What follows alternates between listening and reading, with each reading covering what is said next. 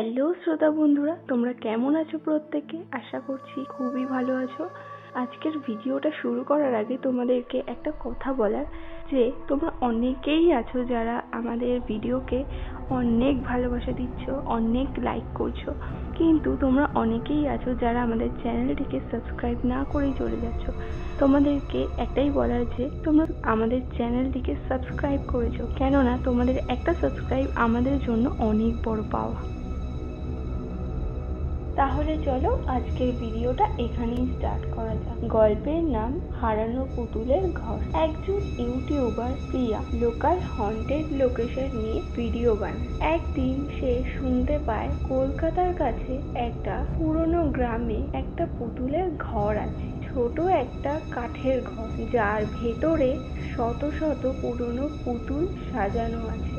লোকেরা বলে ঘরটা আগে একটা ছোট মেয়ের ছিল, সেই মেয়েটির নাম ছিল মিনা। এক দুর্ঘটনায় সে পুড়ে মারা যায়, কিন্তু তার আত্মা নাকি সেই ঘরে রয়ে গেছে। প্রিয়া ভিডিও করতে যায়। প্রথমে কিছুই হয় না, কিন্তু সে রাতে ক্যামেরায় ধরা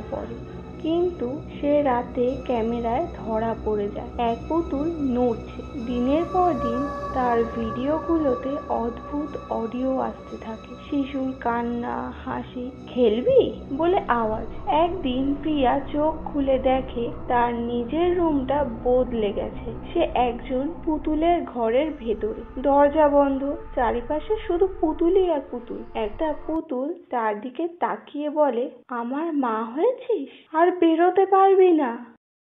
হ্যালো এভরিওয়ান, আমাদের চ্যানেলের ফানি এবং হরর স্টোরি সম্পর্কে আরও বিস্তারিত জানতে হলে ডেসক্রিপশানে দেওয়া লিঙ্কটিতে তাড়াতাড়ি করে ফলো করে দাও, এবং ভিডিওটি ভালো লেগে থাকলে অবশ্যই বেশি বেশি করে শেয়ার করে দিও, লাইক করে দিও এবং সাবস্ক্রাইব করে দিও।